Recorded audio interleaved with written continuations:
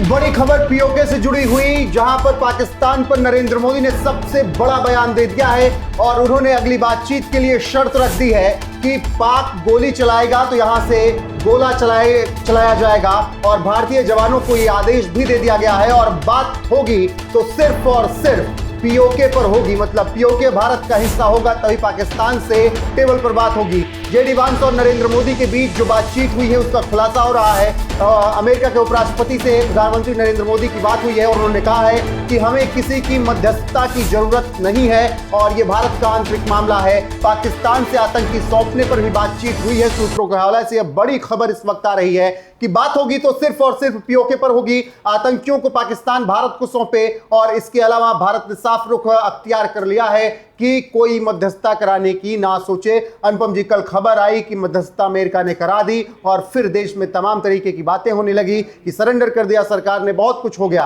लेकिन अब इन बयानों पर क्या प्रतिक्रियाएं देश की हैं और आपकी? देखिए, एक जो सबसे बड़ी बात सामने आ रही है, आज वायुसेना की तरफ से एक बयान जारी किया गया और ये बयान आते ही मतलब पाकिस्तान को सबसे ज़्यादा बड़ा झटका लगा होगा। कैसे, मैं आपको ये डिटेल में समझाता हूँ। वायुसेना ने कहा कि ऑपरेशन सिंदूर जारी रहेगा।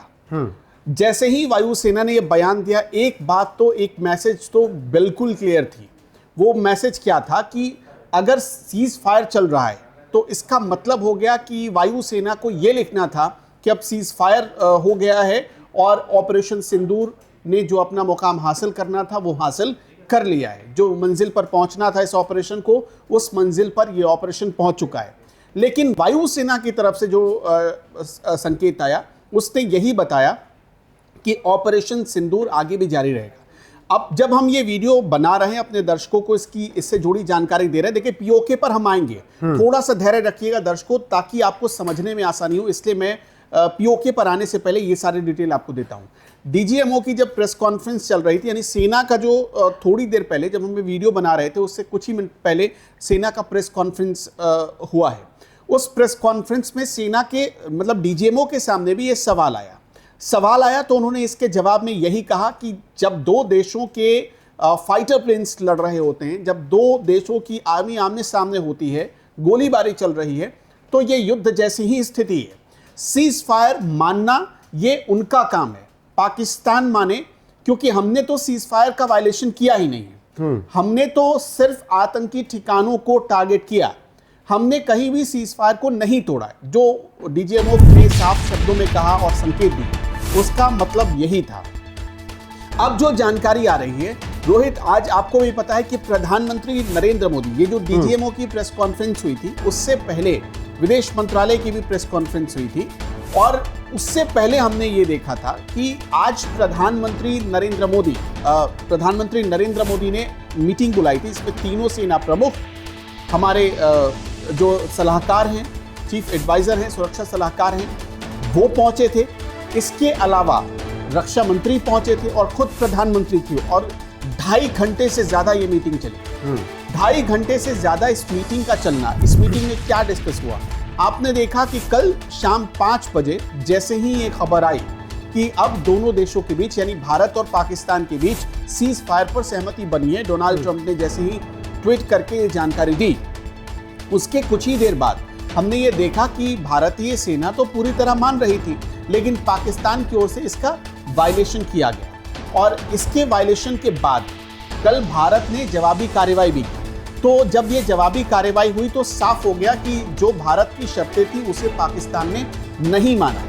अब आज जब ये मीटिंग चल रही थी प्रधानमंत्री नरेंद्र मोदी की, जब तीनों सेना के प्रमुख, हमारे चीफ सुरक्षा एडवाइजर और जो हमारे रक्षा मंत्री थे, उसमें एक मुद्दा कल शाम के बाद से जो सबसे ज्यादा गर्म था वो ये था कि प्रधानमंत्री नरेंद्र मोदी झुक गए, अमेरिका के दबाव में आ गए, डोनाल्ड ट्रंप के आदेश पर अब वो सीज फायर करेंगे, इस तरह से उन पर दबाव डाला गया। तो जब दबाव, मतलब एक पब्लिक में मैसेज यही जा रहा था और इसका एक नेगेटिव, इससे एक इमेज बन रही थी भारत की सरकार की। तो उसके बाद ये तय हुआ कि जेडी वांस के साथ क्या बातचीत हुई है ये पब्लिक को बताया जाए। सूत्रों के हवाले से जो हमें जानकारी मिली है उसमें यही बातें सामने आई कि जो जेडी वांस और नरेंद्र मोदी की बातचीत हुई, जिसमें अमेरिका ने भारत को फोन किया था और सीज फायर के लिए ऑफर दिया था, उसमें ये बात हुई थी कि अब हम अगली बातचीत जो भी करेंगे या किसी नतीजे पर पहुंचेंगे तभी जब बात पीओके पर होगी, यानी कि पाकिस्तान ऑक्युपाइड कश्मीर पर, पीओके लेने पर। पीओके लेने पर।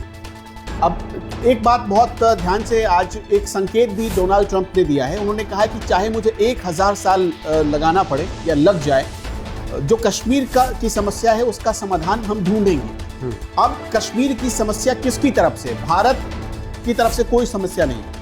कश्मीर भारत का इंटीग्रल पार्ट है और उस कश्मीर के कुछ हिस्से पर पाकिस्तान ने अनाधिकृत मतलब ऐसे अनाधिकृत रूप से कब्जा जमाए हुए। अब पाकिस्तान को पीछे हटना है, भारत को पीछे नहीं हटना है। तो भारत ने यही बात अमेरिका, डोनाल्ड ट्रंप और जेडी वांस के सामने रखी थी, मार्को रूबियो के सामने रखी थी, और उसके बाद ये भारत ने सबसे पहली शर्त यही रखी कि ठीक है, हम 36 घंटे के लिए इस सीज फायर को मानते हैं। इस बीच 2 दौर की बातचीत हुई डीजीएमओ की, 3 दौर की बातचीत होनी थी, 2 दौर की बातचीत हो गई। एक दौर की बातचीत 12 तारीख को यानी 12 मई को दोपहर 12 बजे होगी। तो उसमें यह तय होगा कि जो 36 घंटे का सीज फायर है, इस सीज फायर को आगे जारी रखा जाएगा, क्या होगा, पाकिस्तान कितनी शर्तें मानता है। और कल ये भारत प्रस्ताव रखेगा उसके सामने कि एक ही शर्त है कि पीओके पर जो आपका अनाधिकृत रूप से कब्जा है वो आप भारत को वापस करिए। दूसरी चीज जो अमेरिका को बताई गई वो ये था कि सिंधु जल समझौता पर भारत ने जो स्टेप उठाए हैं, जो फैसले लिए हैं, उससे भारत पीछे नहीं हटेगा। मतलब इंडस वाटर ट्रीटी जो भारत ने निलंबित की है, वो निलंबित ही रहेगी, लेकिन इसे बहाल नहीं किया जाएगा। ऐसे में जब पीओके पे बातचीत का जिक्र हो रहा है और कहा जा रहा है कि पीओके पर ही अब बात होगी तभी बात आगे बढ़ेगी, मतलब पीओके भारत अपने हिस्से मिलेगा पूरी तरीके से। लेकिन इस बीच सीज फायर को अब कुछ घंटे बचे हैं, जो कि ये था कि 40 घंटे के लिए। तो ऐसे में प्रधानमंत्री की तरफ से कहा गया अगर गोलियां चल रही हैं पाकिस्तान की तरफ से तो आप गोला मारना शुरू कीजिए। फिर आज प्रेस कॉन्फ्रेंस में भी सेना ने कहा कि हम कार्रवाई के लिए पूरी तरीके से तैयार हैं, उल्लंघन हो रहा है तो हम घुसकर मार रहे हैं। देखिए, कल जब ये बात तय हुई थी कि सीज फायर दोनों देशों के बीच होगा, शाम के वक्त ये ऐलान होने के 2 घंटे के बाद ही पाकिस्तान ने इसका उल्लंघन किया। उल्लंघन करने के बाद फिर से प्रधानमंत्री ने एक मीटिंग बुलाई थी, अगर आपको याद हो तो। उस मीटिंग में फिर से हमारे जो राष्ट्रीय सुरक्षा सलाहकार हैं अजीत डोवाल, रक्षा मंत्री, तीनों सेना प्रमुख और हमारे जो सीडीएस हैं वो भी मौजूद थे। इन सब की मौजूदगी में फिर से सेना को फ्री हैंड दिया गया। सेना को तो एक मैसेज दिया ही गया था कि अभी सीज फायर है, लेकिन उसके बाद जब सीज फायर वायलेशन जैसे ही पाकिस्तान की तरफ से किया गया, फिर से इस मीटिंग के बाद सेना को फ्री हैंड दे दिया गया कि जैसे को तैसा आप जवाब दो, जो जैसा कर रहा है उससे दोगुना जवाब दो। और आज जो बैठक हुई उसमें जो हमारे सूत्र हैं वो यही बता रहे हैं कि साफ सेना को ये मैसेज दिया गया है कि अगर उधर से एक गोली चले तो आप इधर से गोला मारो, मतलब गोली का जवाब गोला से दो। ये साफ, अब इससे पता चलता है कि भारत अपनी स्ट्रैटेजी बिल्कुल भी नहीं बदल रहा है।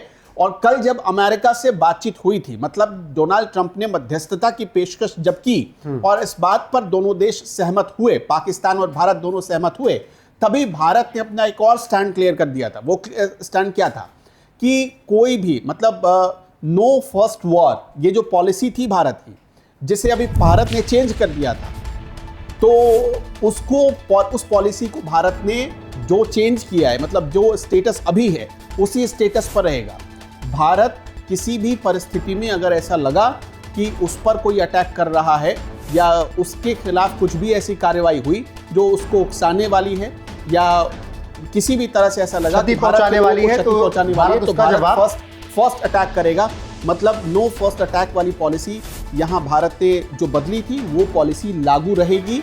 मतलब भारत फर्स्ट अटैक करेगा, ऐसी ही पॉलिसी लागू रहेगी। बिल्कुल, ये साफ अमेरिका को भी बता दिया गया। बिल्कुल। और अब 12 बजे 12 तारीख को यानी 12 मई को फिर से एक बार बातचीत होगी, टेबल पर बातचीत होगी। पाकिस्तान की तरफ से एक बार फिर से क्या कुछ कहा जाएगा वो सुना जाएगा, लेकिन भारत ने अभी से क्लियर कर दिया है कि पीओके को वापस लेने पर ही बात होगी, तभी मामला आगे बढ़ेगा। वरना फिर कौन सा सीज फायर, क्या सीज फायर, इन सब बातों को नहीं देखा जाएगा।